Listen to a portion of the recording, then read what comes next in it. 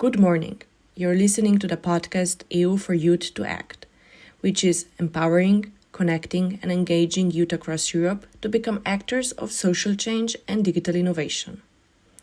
Today with you, Zia Per-Korogel from Connect International, based in Belgium. We will discuss further civic engagement in the context of the EU elections 2024. It's crucial for diverse voices to be heard and experience shared, which is why I'm thrilled to welcome our guests.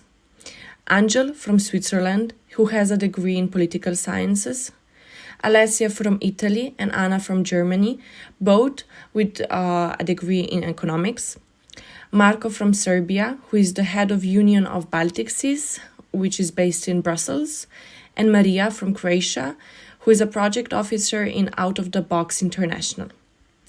So, welcome, guys. I hope you're doing well, and I would immediately dive into the topic. So, my first question as an opening of the debate would be, are you familiar with the European Union, and what are the benefits of being a part of it? There are so many benefits of being part of the European Union. We can think of the economic benefits. We have economic stability. We have this. Most of the countries of the European Union have the same currency, so this is, of course, a factor of stability for the countries. We have the chance to travel within countries without a problem. So we have the free Schengen area. We have a free market, so we can exchange our products among these countries. So I think there are so many benefits, and of course also all of the amazing programs that are organized by the European Union, such as Erasmus, which I think it's an amazing opportunity also to have a cultural exchange and a good life experience for sure. Yeah, maybe just to add on it, like one of the benefits or something that I like to think of the background or the history of the European Union is that it was something that it was established after the Second World War, and it's there to basically avoid any conflicts and to foster economic benefits within countries by having free trade and basically representing democracy within these countries that are part of the European Union. Thank you, Anna. Would anyone else want to add anything to the first question? I can be the next one. Yes.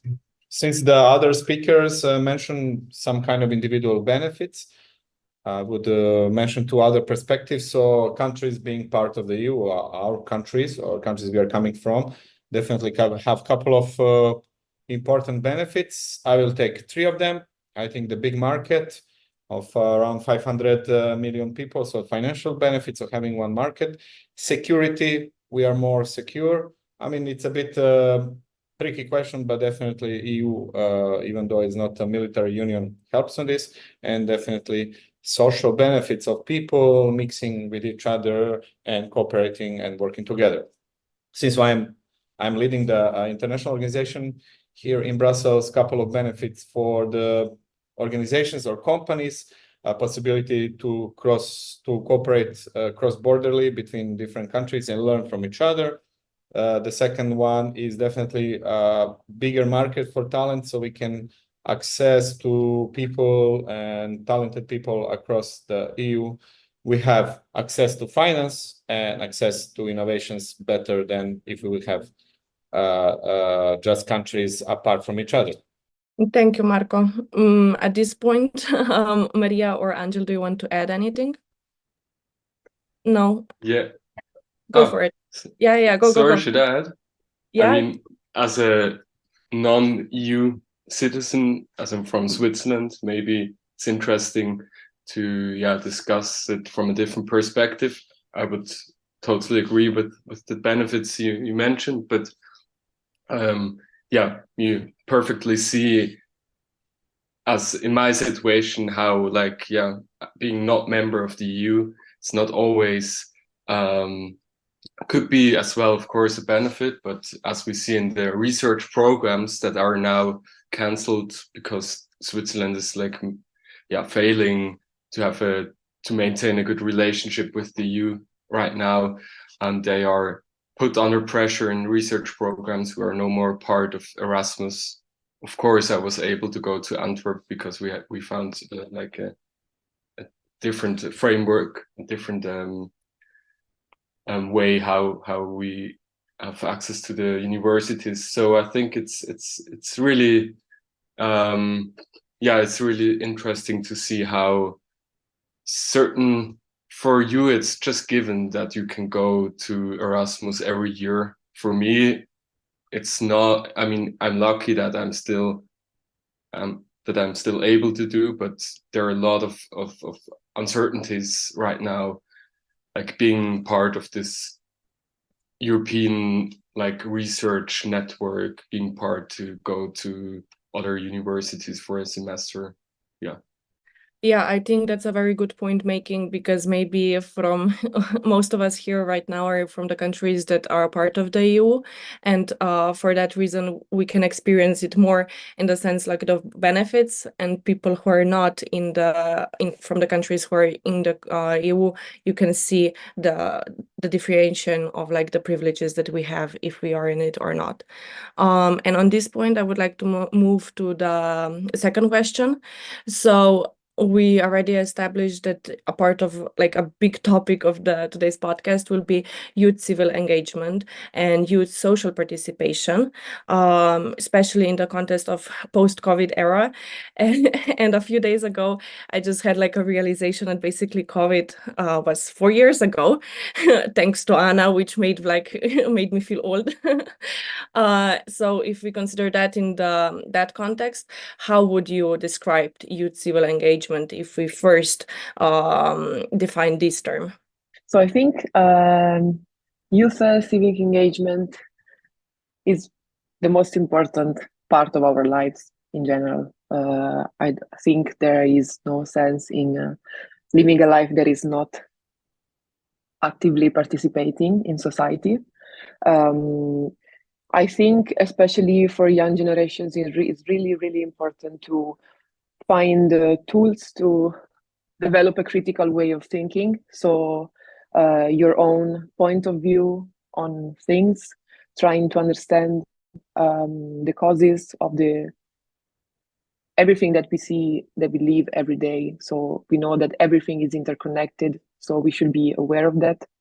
And I think, yes, youth civic participation is crucial, is extremely important, because we are the ones who are going to be here for the next decades. We are the future generation. So it's extremely crucial that we are actively participating in civic life, I would say, and in society in general. I think, like, especially because you put the focus on post-COVID, I think it was just interesting to see also during COVID how like certain initiatives could also work digitally online via, I don't know, Instagram or Facebook. I think for me, it was really I don't know, interesting to see how the Black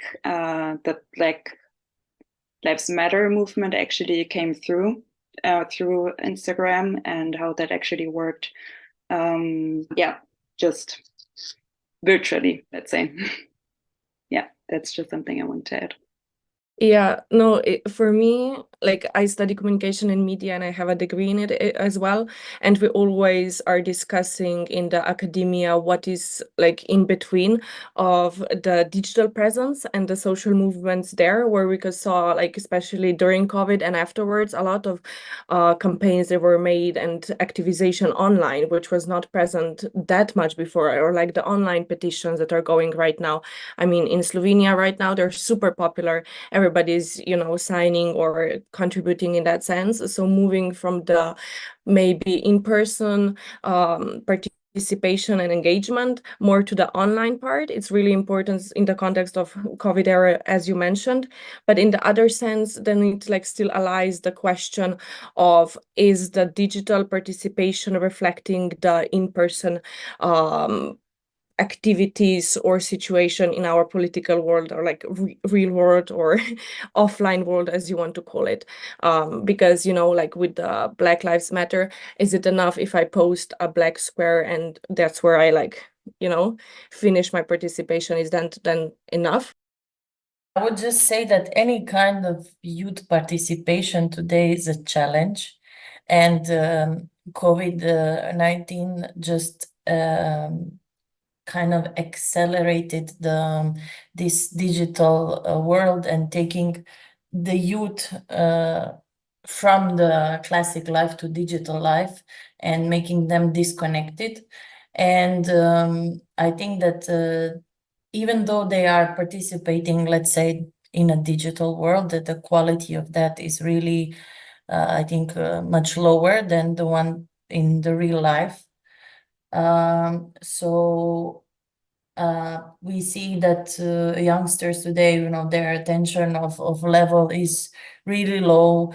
It's really hard to get them engaged and so on. So I think any kind of participation is a challenge. So just that much.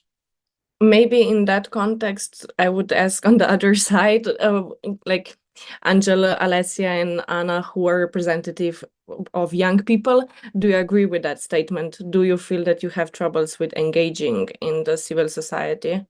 I think it's true that especially after COVID, the ways we actively participate changed significantly, yes. But also, I believe that it's not completely true.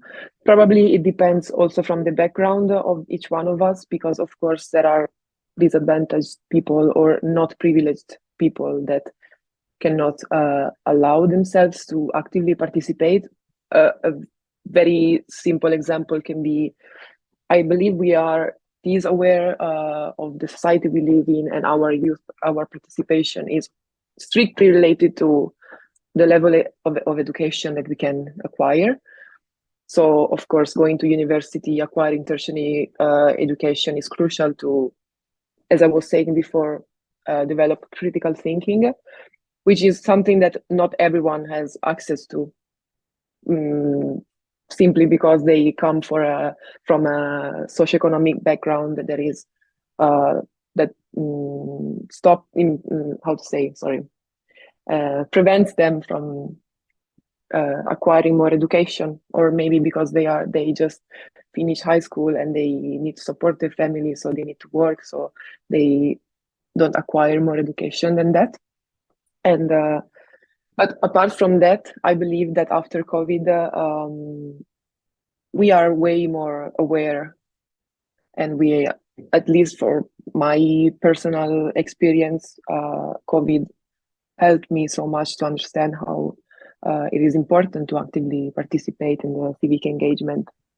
And I just believe the ways changed us. So maybe now we sign online petitions, and yes, maybe we use social media way more, but I think it's also crucial because it's important to spread information, to stay informed all the time. So maybe sometimes, yes, it's not enough, but it's also the way it's mainly used now, because it's the way we communicate changes constantly. So now this is what we have social media, so we should get the most out of it, I think. Maybe I can add something to what you just mentioned with the, like, how participation is changing through social media.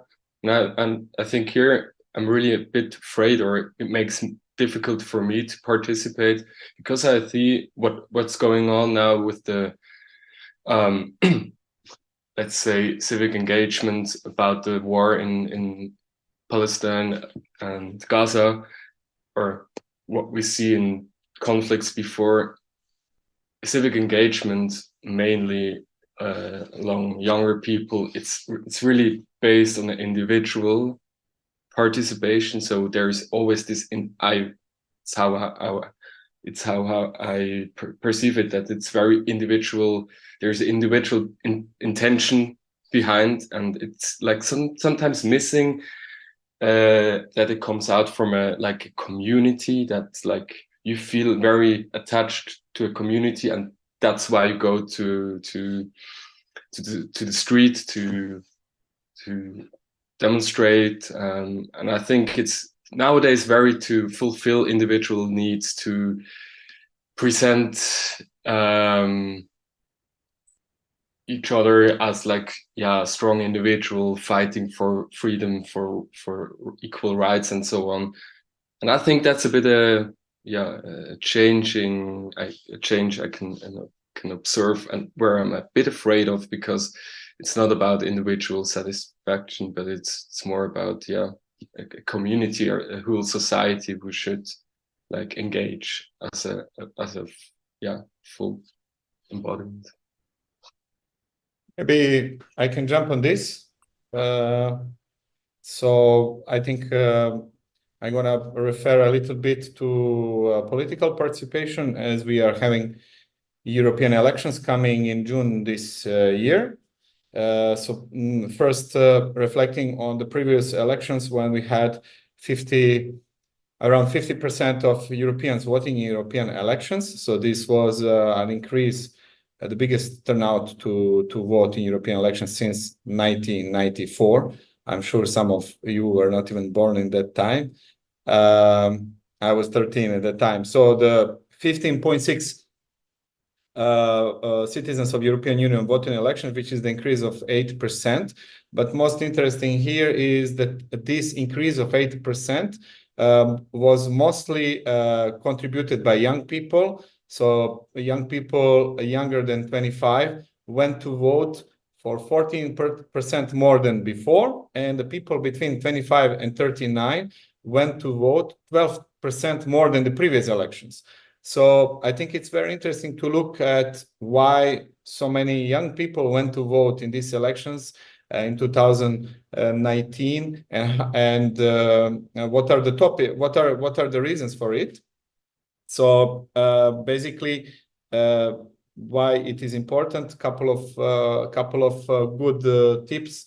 The campaign called "I'm voting this time." This time I'm voting was very successful, because there was 300,000 people promoting among young people why this should be voted. So what are the reasons for elections? What is European Union, and why we should engage? So if we speak about young people, it's impossible to motivate them. It's not. Probably we've been doing very bad in the previous years, but 2019 was a good year. I think there are some positive signs we can maintain this voting dynamic. So for the first time in elections 2024, this year, we will have 4 countries where people will vote under vote 16. So young people with 16 will be able to vote.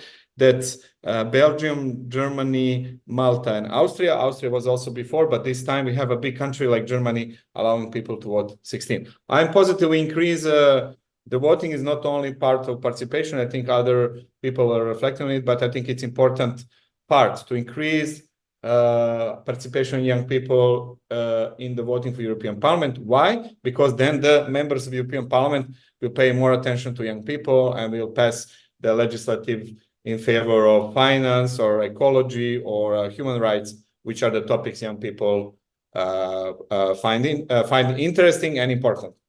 Thank you, Marko. I think voting is a very big and important part of our being active citizenship. But if we go even further, because we already touched upon the fact that we have different groups with different opportunities, and do you recognize any differences between different groups of young people, as for instance the youth with fewer opportunities, and how is that reflecting in their active youth engagement? So yes, as I was saying before, I believe young generations coming from some socioeconomic backgrounds that are a bit more disadvantaged don't really participate in let's say politics or in general social engagement. But I don't think that's always the case. It depends a lot from the opportunities that you give to the young generation. So, for example, in Italy, I met during my years of university a lot of young people who came from a very low income families, or in general from backgrounds that were not privileged, but still they had the chance to go to university and to study because they received scholarships. So they had the opportunity to have the same chance as the others to go to university, for example. And they were actually the ones who were more active than the others because they come from this specific context. So they are even more aware of the problems and of the situation. And of course, they are the ones who I found even more engaged. But of course, everyone should be as engaged, let's say, at the same level. For me, it's extremely important. So yes, I think there are. It's just two sides of the same coin. There are people who cannot afford to do that because they just are not used to that, or also maybe in their family they are not used to discuss about these kind of topics. But also some other people that, because they come from specific contexts, they are even more active and they participate even more, I think.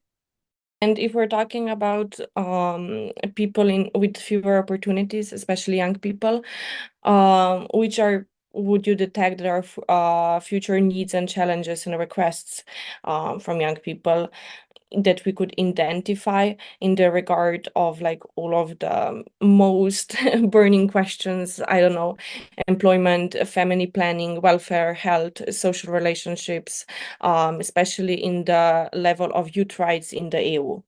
I mean, in terms of employment, I guess, like if we speak of the European Union, it's of course access to, I guess, quality jobs and also some kind of unemployment protection. So even if you, I don't know, get fired or you don't find a job, that it's not like you don't get anything from the state, let's say, so that there is some kind of protection or government payment or something. And you also ask about health, or what was it? Yes, welfare. I mean, just in general, whatever resonated with you.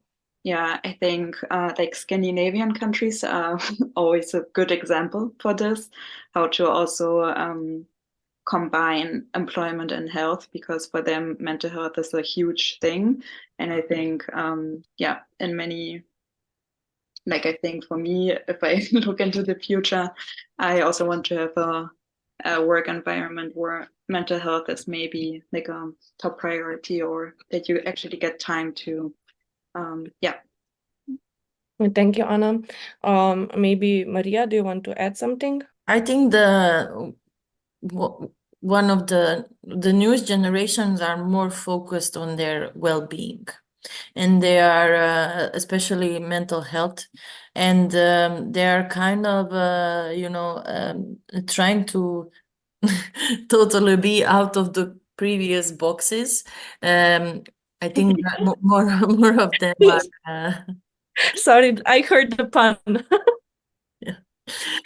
more of them are I feel like if I compare my generation, let's say when after high school and university, and now I feel like more young people are going into solo entrepreneurship type of jobs. They're getting themselves employed. They are also not so strict about going to university and so on and so on. But they're also more aware that they need to preserve their mental health. So I think and have a good well-being and resilience. So I think they also don't, I would say, let be exploited in work environment. as I think previous generations were. And I think the overall well-being is will be, I think, the most important thing for young people. Also because they are facing a lot of stress during and some kind of changes during these past years while they are still young. So it's, I think, for them more stressful than, let's say, for us who are a bit older. And I think that's one of the things that they would focus on. A thought in my mind, because you also mentioned family. So we know that we are experiencing, I think, I don't know if in the same at the same level in all European countries, but for what I know, we are experiencing a problem with the population growth. So we are not having enough children because our population is aging. And this is for sure a problem for the future. I mean, if we want to still be here, we need to find ways to let our population grow. The problem is, I think, there is one big problem, which is the fact that, again, I think about Italy because I come from Italy. The young generations are not having children or not enough children because they don't have the economic conditions to have a family. So if I graduate and I look for an internship that is paid 300 euros per month, how am I supposed to, find the financial stability? So how am I supposed to get a loan, to have an apartment, and then maybe start a family?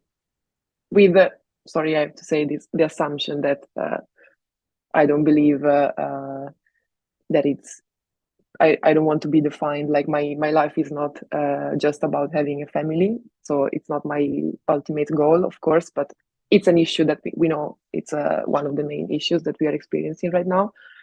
And also, I think the other factor, very important factor, is that we need to find better ways for integration, because also migration can be a huge benefit for us, but we are not, I think we are not by now integrating the people that are coming to our countries in the right way, because they are a big source for us. We need these young people that are most of the times very highly skilled. The problem is that their qualifications are not recognized here, but still they are one of the main sources that we have because we are not having children. So I think, yes, it's I don't know if I was clear enough, but for sure it's for the future, one of the big challenges is to provide some financial stability if we want to solve this problem, and also integration. Does anybody want to add something? Otherwise, I would touch to the aspect where you mentioned, the skills and competences that a certain person needs to have when tackling these issues. And my question for you would be, what are the main skills and competences young people would need to inquire in order that they would be able to be motivated and involved in the community, and therefore we could, foster better civic engagement? Maybe I can jump in with what I said before, what I criticized in saying that we are too individualistic. I think it's important that younger people, when they become part of the working employment market, that they, of course, they need to finance their life. They need to feed their families, their kids when they become parents. But I think what's missing here again is that we are contributing, or of course we are contributing for our own well-being, but I think this has reached a level where people are very individualistic and missing out that we need to think in bigger pictures, in that we do not just work for our own well-being, but for a well-being of for a whole community, for a whole region, of a whole neighborhood. And how can we achieve this? I don't know, but I think for participation, then on a political level, it's really important that we move a bit away from this individualistic perspective and just fulfilling our own goals to go to nice holidays somewhere. Of course, this should be achieved for everyone, but in the end, I think it goes into the wrong direction if we just think for our own well-being. Thank you, Angel. Marko, you wanted to add something? Yes, I just want to build up on this. So the organization we are working, or we together with Marija here in this meeting, out of the box. So we, as the name says, we work on out of the box skills. I mean, in this time, we are witnessing a lot of technological development in terms of automatization of different processes. And I think this definitely influences young people, like also old people and some middle-class people, middle-aged people.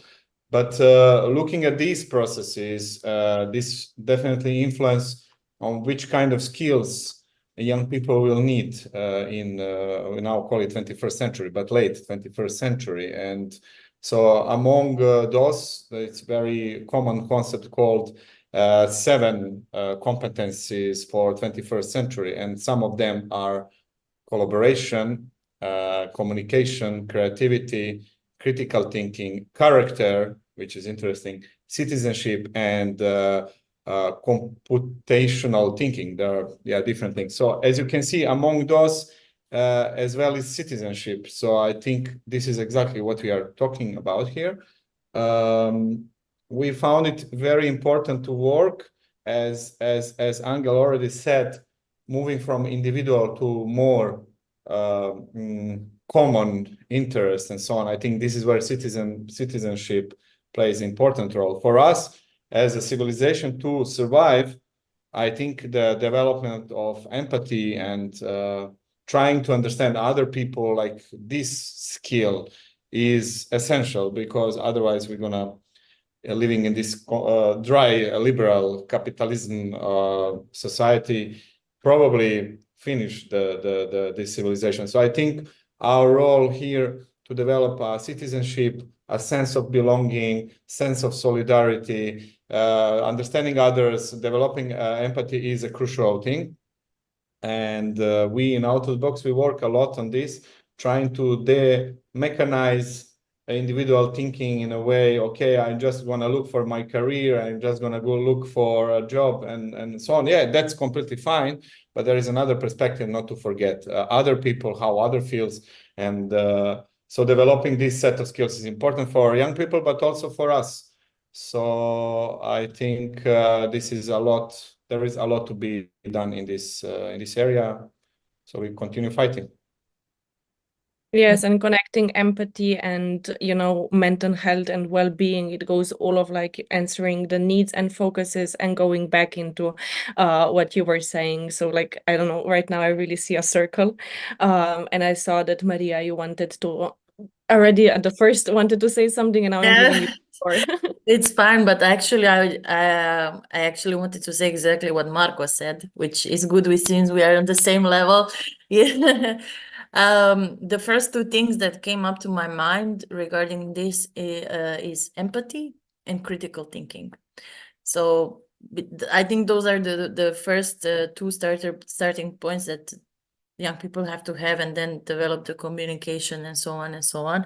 But yeah, and also connecting what Angel said, then I think in general we need to rehumane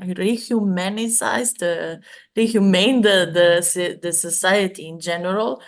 And yeah, so I wanted to say what they said. Okay, we kind of, covered what are the skills, the competences, and the needs of young people. And then if we move into a more active, like what can we do about it, aspect of the podcast is how can we be more effective in building that, what can be some channels of the communication and like targeting these groups, and how can we achieve these things that we're already addressing. I think this depends on where you work. So if you are working in some, let's say, a rural area and so on, where youngsters are more connected, you go with the personal approach. And but I think if you are trying to reach youngsters working living in a big city, you go for the online reach, trying to get them or some kind of different promotion and so on. But I think the way to get to young people in general is to give them opportunities, all kind of sorts of opportunities, but not, let's say, boring one. Try to connect your aim with their interest, for example, with if they're interested in art and so on, in music, and so find different approaches how to connect, let's say, your aim with youngsters. So I think building a bridge between us, let's say, and them is the most the best option to do. Not just go blindly, okay, we want this and you need to do this. No, it has to be two-way street. Finding each other in the middle for both benefits. Then in the other aspect, maybe I would ask Angela, Alessia, and Anna, what strategies or approaches that you saw that they were working on you when you were being addressed as young people? I can just talk about like how we were approached in school, for example, about the voting rights we have, because I think in the Swiss context, it's important to know that we really have a lot of public votes every year. I would say more than 10 times I can go to vote about a certain topic. So I think, for example, in school, it was not like trained to vote, but like there were like school parliaments were like in high school, we were like able to raise our voice, to start initiatives, to participate, to get involved. And this is, I think, an important exercise for the real life later, where you just get a letter home, you can fill in and then send back, and this is then a public vote that decides in which direction our country goes. So I think start on a lower level in a smaller environment with training and exercising this bigger steps later, like I mentioned with voting rights, for example. Thank you, Alessia. Yes, for me, it was basically the same. I mean, I remember I come from a family where we were not used to talk about politics or these kind of issues at dinner, for example. But then when I started going to high school, I remember my professor of law and economics, she would start the class with opening the news and have 10 minutes of discussion on the daily news. So I think that is a very small thing, but it had a very big impact on my civic engagement after that, because thanks to her, I started to getting informed a bit more also on my own. And then from that, I became very active, and I believe that was for sure a big influence on what I am today. Yes. So education is the key, I believe, again. Thank you. Anna? Nothing? I don't really have anything to add. Okay, but then we can move to the other question, which is, do you plan to vote in the 2024 EU elections? Why yes and why not? And we exclude Angel from this question because and me too, because I don't want to answer. Yeah, of course, yeah. I can go here. Yeah, go. Yes, I will vote because I didn't vote before. It will be first time I vote in European elections because I received a EU passport in between two elections, and I'm happy to do it and to give the example for young people. Alessia, Anna, do you plan to vote? Yes, for sure. I don't know how it works, like just the practicality when I'm abroad. I will have to ask for that, but yes, for sure. I voted the last elections, and I will vote again. And talking about what we were saying before, I remember the "This Time I'm Voting" campaign, because when Marko mentioned it, I remember that I posted on Facebook a small sentence with the hashtag "This Time I'm Voting." So that was effective for me as well. I was 19, I think. So yeah, I voted that time, and I'm gonna vote again for sure. And post it on Facebook. Not Facebook, maybe, because I don't use Facebook anymore, but yes. I'm glad to hear it. Anna, you? I will also vote, and to be fully honest, I didn't even know it was in June or this year. And also, I also don't know I don't know the procedure or anything, but yeah, might be also something about education that I didn't know about this. But yes, sure. I mean, at least, yeah, go, Angel. Maybe I can jump in. Although I'm not allowed to vote because I'm not a EU citizen, but I think you, Anna and Alessia, just really show how maybe the how do you say, how difficult, how the practicabilities are, how many technical hurdles you have to vote, and I think that's a big issue.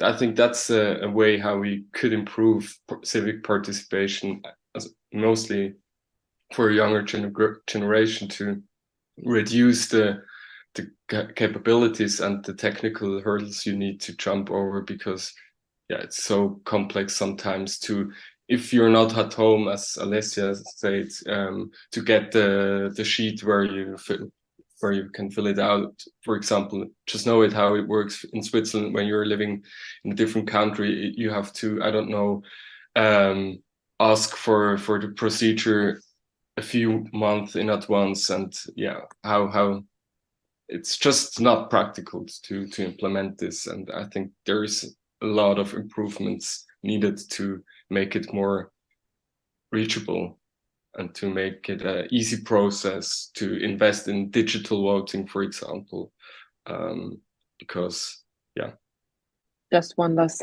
thing, maybe this is not related to European Union voting, but still about voting and actively participate. And for the last elections, I was in Italy, but I was in another region. And there it's not possible to vote if you're like from another region. So I had to go back to my hometown just to vote for the weekend and go back again to the city where I was studying. I spent a big amount of money for that. So this is also a part of that, not everyone can do that. Not everyone has the chance to spend, I don't remember how much I spent for the train, but still, it was a useless waste of time and of money for sure. So yes, we need a lot of improvement on that. Anna, you wanted to add something? Yeah, I just remembered the last election that we had in Berlin. I mean, nowadays you can also vote with letter, like I don't know how it's called, but by letter basically. So if you are not in a country, you can just send that letter in beforehand and not worry about it. I didn't do it, and I needed to go to the booth and vote there. And I remember there was like they kind of mixed up the voting sheets. And so the results were biased, of course, and then we needed to have a re-voting a re-election, which was funny. So yeah, there's huge improvements in that sense, what I just want to say. Well, if you vote on the national level in Slovenia and you request the letter because you specifically need to, it never arrives. it never comes, most of the time not. And that's the reason, for example, my aunt who lives in Germany and she's still a citizen in Slovenia and she wants to vote and she needs to do it. She tried sometimes with the letter and it never arrived, ever. It was always something very weird. And if she wants to vote, she needs to travel 6 to 7 hours to the municipality, like the embassy of Slovenia, to actually do the voting. Yeah, so maybe you should take an example from Switzerland, where it works very well with the letter voting. But yeah, it's a different story. Yeah, we have different voting systems, and for sure there's a lot of improvements from both sides. But at this point, I would wrap up the discussion, the debate, with the last question, which would be, what are the key messages towards young people in the effort to motivate them to become active citizens and a part of the upcoming 24 EU elections? I think that Europe is facing a lot of challenges at the moment. And I think young people could bring more progressive votes to the parliament, because one of the challenges is definitely the rise of right-wing extremism, which, okay, in my opinion, is very loud voices, but they don't have practical solutions for many questions. So I think giving more votes to progressive parties could put us in better position to deal with external challenges, global challenges, and also internal as well. So yes, young people should come and bring their pro-future orientated ideas and transfer it into the votes. I think that will be really useful this time. Maybe this is a bit of a biased. I don't think it's biased. It shouldn't be, because We are asking everyone for your should. opinion, so you Everyone can be should. biased. Yeah. Okay. No, for sure. I wanted just to, because we haven't mentioned this now yet, to put a stress on the environmental crisis that we are living right now.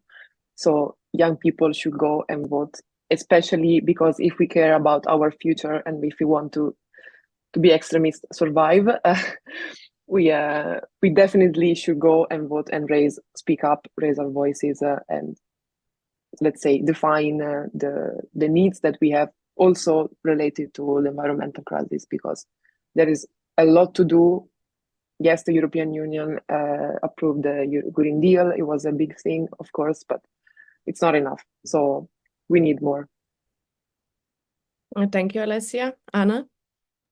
Yeah, just adding on what Alessia just said, because I feel like with every vote, you forget that actually our voice is powerful, and that the vote has power to actually shape the future. And especially now in these times where right-wing parties are unfortunately rising in many, many countries, also these environmental factors that Alessia just said, I think really young people can change and vote and actually have an impact. And it's very important that we actually go and do something.